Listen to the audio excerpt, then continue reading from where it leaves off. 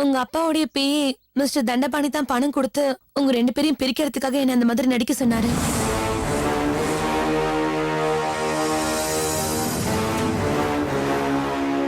நானும் நிறைய பணம் கிடைக்குமேன்னு அவர் சொல்லி கொடுத்த மாதிரி வந்து நடிச்சிட்டேன்.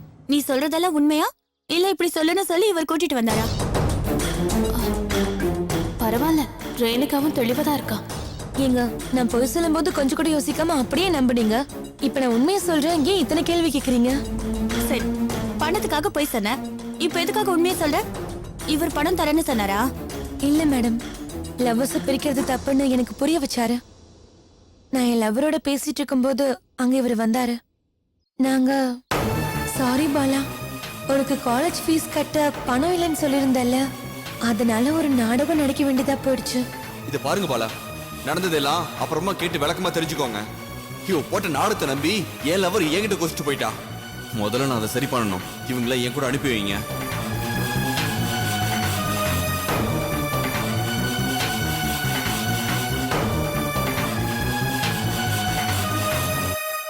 சார், உண்மையை சொல்ல சொன்னீங்க, சொல்லிட்டேன். இனிமே உங்க லவராச்சு நீங்களாச்சு. நான் கிளம்புறேன்.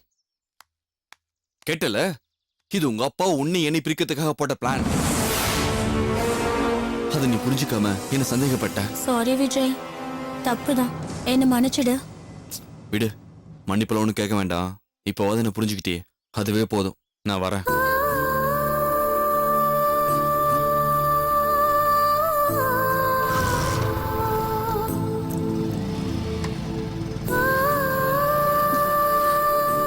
அந்த பொண்ணு பேச்ச நம்பி அனாவசியமா என் விஜய் மேல சந்தேகப்பட்டேன். பாவம் விஜய். பாவமா? இவன் எல்லாம் நம்புற நீ தாண்டி பாவம். சொன்னா நம்பவா போற?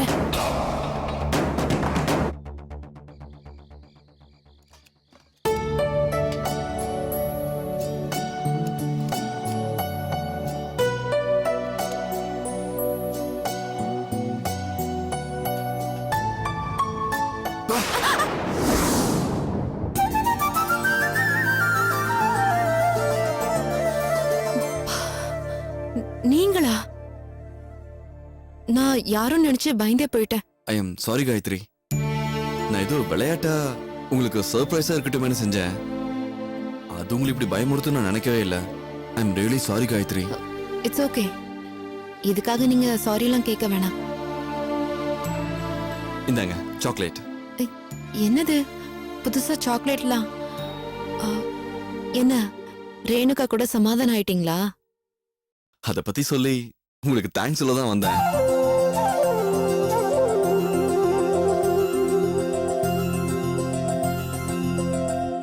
காயத்ரி, நீங்க கொடுத்த ஐடியா படியே என் மேல பழி போட்ட அந்த பொண்ணை தேடி கண்டுபிடிச்சு ரேணுகா முன்னாடி நிறுத்தி அந்த பொண்ணு வாயாலேயே எல்லா உண்மையும் சொல்ல வச்சிட்டேன். எங்க லவ் பிடிக்காம தான் ரேணுகாவோட அப்பா அவரோட பிஏ மூலியமா இந்த வேலையெல்லாம் பண்ணிருக்காரு தெரியுமா?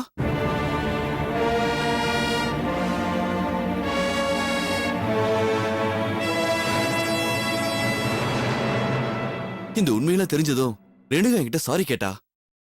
எப்படியோ உங்க 2 பேருக்குள்ள இருந்த சண்டை தீந்துருச்சுல, அது போதும். அதுக்கு காரணமே நீங்க தான். நல்லா இருக்கு.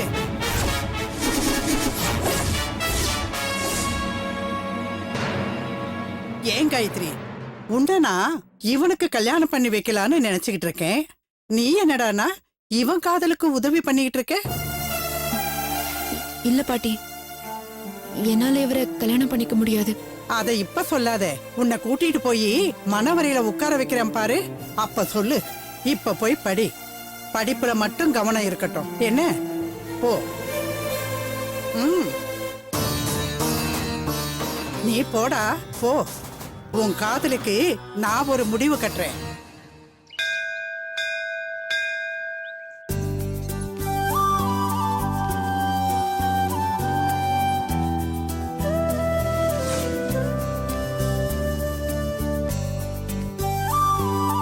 Hello madam. Good morning. Subalakshmi, இவர் பேரு தண்டபாணி. இவர் தான் எங்க அப்பாவோட பிஏ. எங்க அப்பாவுக்கு ரைட் லெஃப்ட் எல்லாமே இவர் தான். ஹலோ. Hi madam. இவர் சுபலட்சுமி. நாங்க எல்லாருமே சுப்புன்னு தான் கூப்பிடுவோம். Hello madam. மேடம் என்கிட்ட ஏதோ பேசணும்னு சொன்னீங்களே. பேசணும்னு சொன்னேனா? என்ன மேடம் அதுக்குள்ள மறந்துட்டீங்களா? நேத்து ஃபோன் பண்ணி ஏதோ முக்கியமான விஷயம் பேசணும், நேர்ல வாங்கன்னு சொன்னீங்களே. அதுவா? அது ஒண்ணும் இல்ல.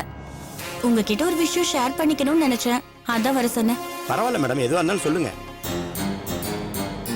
ரேணுகா, நான் வேணா முன்னாடி போறேன், நீ பேசிட்டு வரியா? ஏய் இரு. உன்கிட்ட மறைக்கிற மாதிரி எந்த விஷயமும் கிடையாது, நீ இரு. ஆக்சுவலா இப்படியெல்லாம் நடக்கும்னு ஆரம்பத்துல இருந்து அப்பா என்ன வார்ன் பண்ணிட்டு தான் இருந்தாரு. நான் தான் கேட்கல. நல்ல வேளை, அவனை நம்பி ஏமாறதுக்கு முன்னாடியே அவனை பத்தி தெரிஞ்சிருச்சு. கடவுளுக்கு தான் நன்றி சொல்லணும்.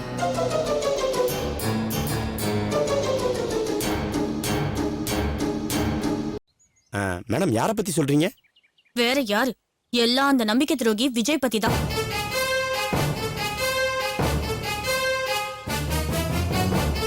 ஏற்கனவே அவனுக்கு நிறைய பொண்ணுங்களோட பழக்கம் இருக்கும் போல இருக்கு. நாங்க பேசிட்டு இருக்கும்போது திடீர்னு ஒருத்தி வந்து மடக்கிட்டா. நானாவது பரவாயில்ல, விஜயோட பேசுறதோட நிறுத்திட்டேன்.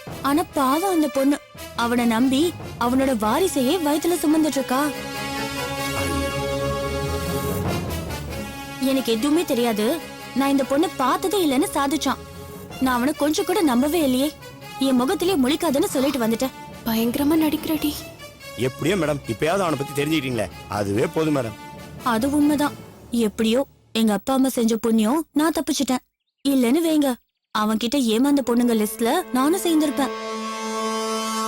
ஓகே, நாங்க கிளம்புறோம். காலேஜ்க்கு லேட் ஆயிடுச்சு. போயிட்டு வாங்க மேடம். வரேன். வாங்க மேடம். வாடி போலாம்.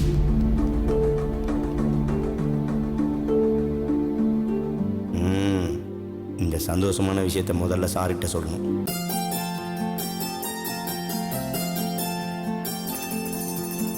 என்ன ராமன் சார்? வணக்கம், எப்படி இருக்கீங்க? நல்லா இருக்கும் சார். அம்மா இருக்காங்களா? இருக்காங்க சார், உள்ள இருக்காங்க. போய் பார்க்கறேன். சரி சார்.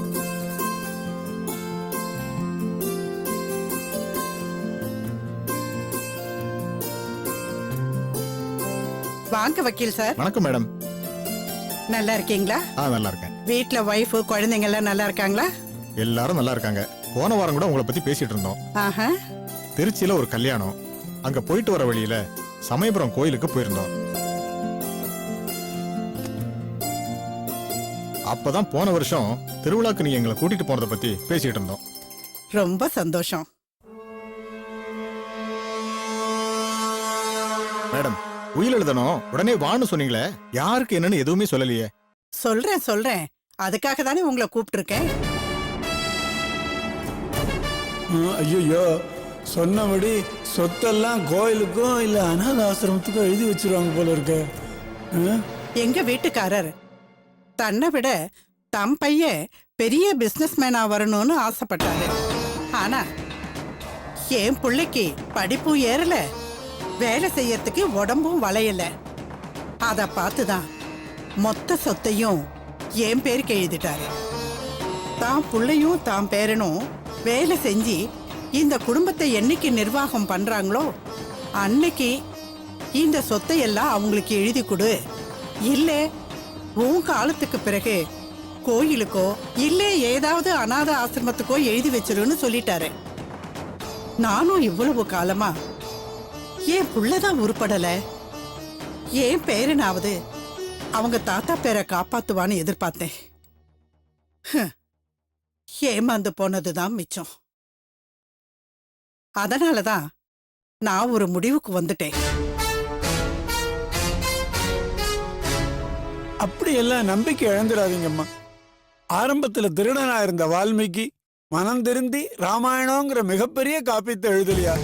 தம் வாழ்நாள்ல எவ்வளவோ தோல்விகளை சந்திச்ச ஆபிரகாம் லிங்கன் முயற்சி எடுத்து கஷ்டப்பட்டு அமெரிக்க ஜனாதிபதி ஆகலையா? அப்பா, என்ன அப்பா லப்பாங்கிற பேசிட்டு இருக்கேன்ல. நடிகர் விக்ரம் கூட 40 வயசு வரைக்கும் போராடி அதுக்கப்புறம் தான் பெரிய ஹீரோ ஆனாரு. அதையும் சொல்லுங்க. ஆமாமா, நான் சொன்ன லிஸ்ட்ல வித்யா சொன்ன மாதிரி நடிகர் விக்ரமையும் சேர்த்துக்குங்க. அவங்க மாதிரியே நானும் கடுமையா உழைச்சு முன்னுக்கு வந்து காட்டுறேன். அந்த உயிரை மட்டும் என் பேர்ல எழுதி வச்சிருங்கம்மா. ஏண்டா 7.5 கழுத வயசு ஆகுது, இனிமேலா நீ உழைக்க போற? இல்லம்மா, கண்டிப்பா உழைப்பேம்மா. என் படிப்புக்கு தகுந்த வேலை கிடைக்கலனாலும் ஒரு பேங்க் இல்ல அட்லீஸ்ட் ஏடிஎம்லயாவது வாட்ச்மேனா வேலை பார்த்து குடும்பத்தை காப்பாத்துவேம்மா. உங்களுக்கு நம்பிக்கை இல்லைன்னு வச்சுக்கோங்க, போஸ்ட் டேட்டட் போட்டாவது உயில் எழுதி வச்சிருங்கம்மா. எங்க வேலை செய்யறேன்னு சொன்ன? ஏடிஎம்ல அங்கேயும் சேர போட்டுட்டு வாட்ச்மேனா தான் உட்காருவேன்னு சொல்றேன். அப்ப கூட கடுமையா உழைக்கிறேன்னு சொல்ல மாட்டேங்கிற. டேய் 5ல வளையாதது 50ல வளையாதுன்னு சொல்லுவாங்க. நீ 50 வயசு தாண்டியும் வளையலையே, இனி எங்கடா வளைய போற? உங்க தாத்தா இந்த சொத்து பத்தையெல்லாம் தன் சிறு வயசுல கஷ்டப்பட்டு உழைச்சி வேர்வை சிந்தி சம்பாரிச்சு சேர்த்து வச்சது. உழைப்பே தெரியாத உன்கிட்ட எல்லாம் இது சேர்றதுக்கு நான் விட மாட்டேன்டா. இந்த சொத்தை எல்லாம் காயத்ரி பேர்ல தான் எழுதி வைக்க போறேன்.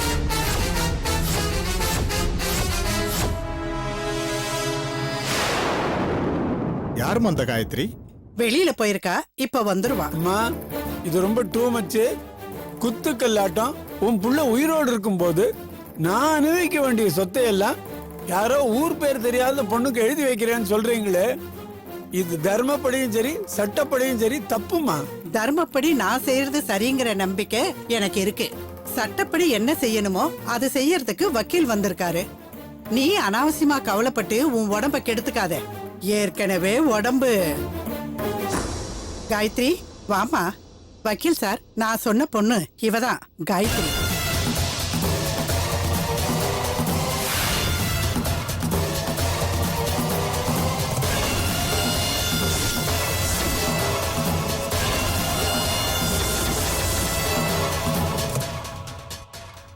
மேடம், இந்த பொண்ணு பேர்லயா எல்லா சொத்தையும் எழுதி வைக்க போறீங்க? ஆமா.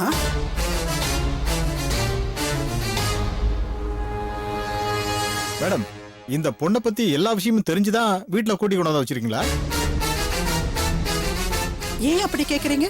சொல்றேன் மேடம். இந்த வீட்டுல மட்டும் இல்ல, இந்த வீட்டு வாசப்படியை மிதிக்க கூட இந்த மாதிரி பொண்ணை அனுமதிக்க கூடாது மேடம். மிஸ்டர் நல்லசிவம்,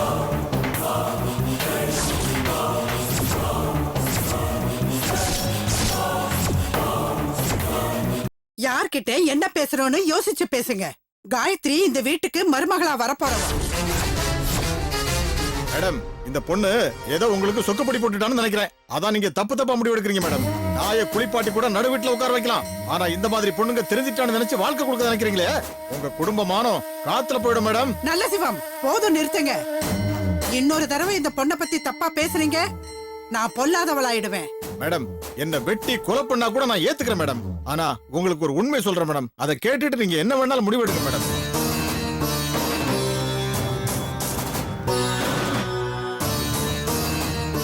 இந்த பொண்ணு ஒழுக்கமான பொண்ணு இல்ல மேடம்.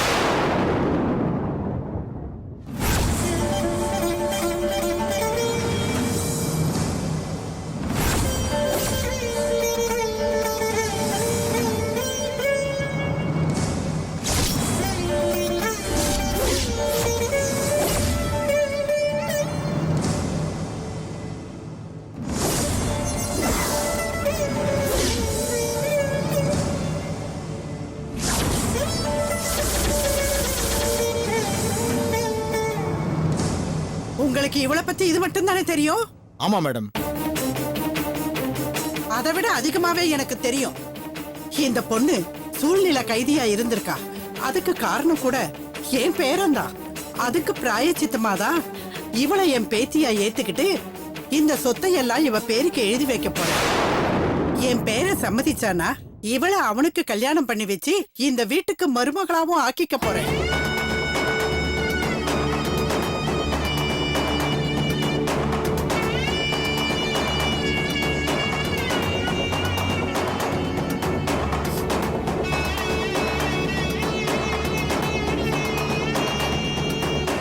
என்ன வேணாலும் சொல்லுங்க மேடம். ஆனா இப்படி ஒரு காரியத்தை என்னால உங்களுக்கு செய்ய முடியாது. என்ன மன்னிச்சிருங்க மேடம். நான் வரேன் மேடம். நில்லுங்க. உங்களை விட்டா இந்த உலகத்துல வேற வக்கீலுங்களே இல்லையா? வேற ஒரு வக்கீல வச்சு இத நல்லபடியா முடிச்சு காட்டுறேன். மேடம், நீங்க என்ன தப்பா புரிஞ்சிட்டீங்க மேடம். நான் உங்களுக்கு செய்ய மாட்டேன்னு சொல்லலையே. அதுக்கு காரணம் என் மனசாட்சி ஒத்துக்கல. இதுக்கு என்ன விட்டா வேற யாரும் செய்ய மாட்டாங்கன்னு சொல்லலையே. இத செய்யறதுக்கு 1000 பேர் கிடைப்பாங்க. அதுல ஒருத்தரை வச்சு செஞ்சுக்கங்க. எம்மா, என் பையனுக்கு கட்டி வைக்கிறதுக்கு இதை விட மோசமான பொண்ணு உனக்கு கிடைக்கலையா? அந்த வக்கீல் தான் அறிவு கெட்டத்தனமா பேசுறாருன்னா நீயும் அப்படியே பேசிக்கிட்டு இருக்கியே. காயத்ரி எந்த கலங்கமும் இல்லாத பத்திரமாத்து தங்கண்டா. பார்த்தனே, பத்திரமாத்து தங்கம் தான் பித்தளையே இழிச்சு போச்சே. நீங்க ஒன்னும் அதை சுத்த தங்கமாவே நினைச்சிட்டு இருக்கீங்களா? உனக்கு என்ன அறிவு கிரிவு மழுங்கி போச்சா? அதானே, அது இருந்தா தானே மழுங்கறதுக்கு. இல்லைன்னா இப்படி கண்ணா பின்னான்னு பேசிக்கிட்டு இருப்ப. காயத்ரி,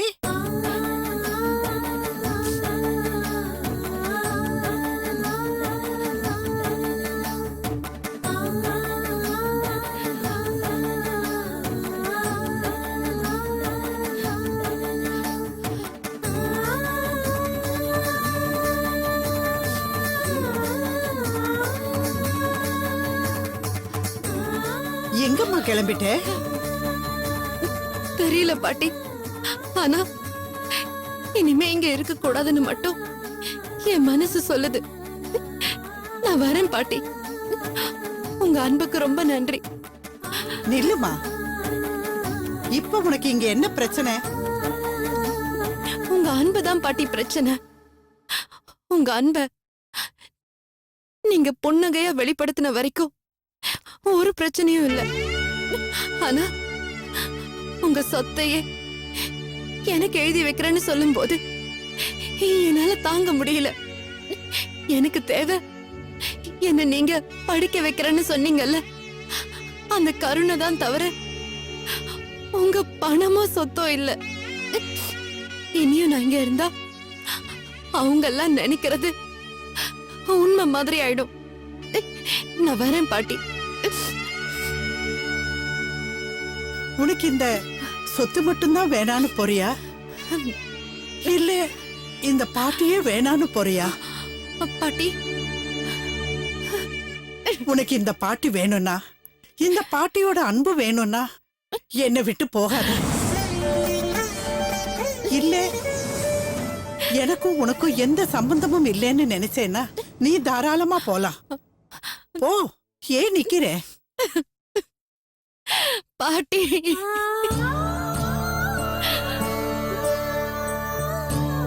நான் உங்களை விட்டுட்டு போக மாட்டேன் பாட்டி. நான் உங்களை விட்டுட்டு போக மாட்டேன். ஆனா எனக்கு உங்க சொத்து ஒண்ணும் வேணாம். நீயே பெரிய சொத்து, உனக்கு எதுக்கு இன்னொரு சொத்து? அன்புலையும் தியாகத்திலையும் நீ பெரிய கோடீஸ்வரி. அதுக்கு முன்னாடி இந்த சொத்தெல்லாம் சுண்டைக்காய்க்கு சமம். நீ என்னை விட்டு போகாம இருந்தாலே அது எனக்கு சந்தோஷம். வா வா, உள்ள வா வா.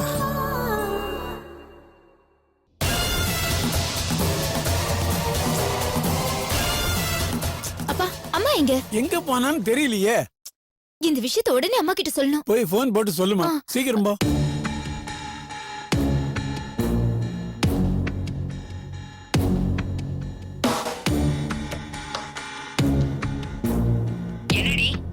அம்மா, எங்கம்மா இருக்க நீ? மார்க்கெட்டுக்கு வந்திருக்கேன்டி. ஐயோ, இங்க பெரிய பிரச்சனையே நடந்துட்டு இருக்குமா. பாட்டி காயத்ரி பேர்ல எல்லா சுத்தி எழுதி வைக்கணும்னு பேசிட்டு இருக்காங்க. ஏய், நீ என்ன சொல்ற? அப்புறம் வக்கீல வேற கூட்டிட்டு வந்தாங்கம்மா.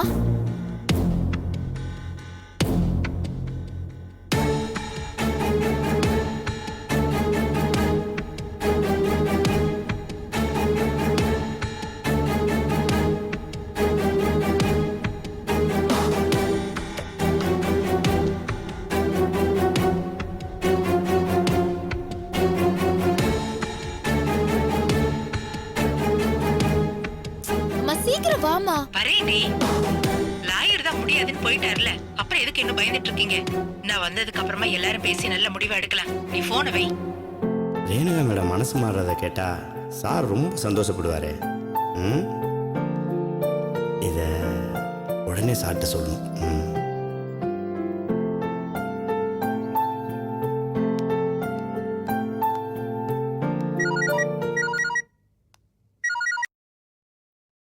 சொல்லு சார், ஒரு குட் நியூஸ் சார். முதல்ல நியூஸ சொல்லு. அது குட் நியூஸா பேட் நியூஸாங்கிறத நான் சொல்றேன். சார், நீங்க போட்ட பிளான் ஒர்க் அவுட் ஆயிடுச்சு சார். ரேணுகா மேடம் அந்த விஜயை மறந்துட்டாங்க சார். அது எப்படி உனக்கு தெரியும்? ரேணுகா மேடமே என்கிட்ட வந்து சொன்னாங்க சார். ஓ, ரேணுகாவே உன்கிட்ட சொன்னாளா? ஆமா சார். என்னன்னு சொன்னா? அது வந்து சார், அந்த விஜய் ரொம்ப கெட்டவன், நிறைய பொண்ணுங்களோட பழக்கம் இருக்கு, அவனை பத்தி இப்போவாது தெரிஞ்சுதேன்னு சொல்லி இனிமே அவனுக்கு எனக்கு எந்த சம்பந்தமும் இல்லைன்னு சொன்னாங்க சார். உடனே நீயும் அதை நம்பிட்ட அப்படித்தானே? சார் அவளுக்கு நம்ம பிளான் எல்லாம் தெரிஞ்சிருச்சு.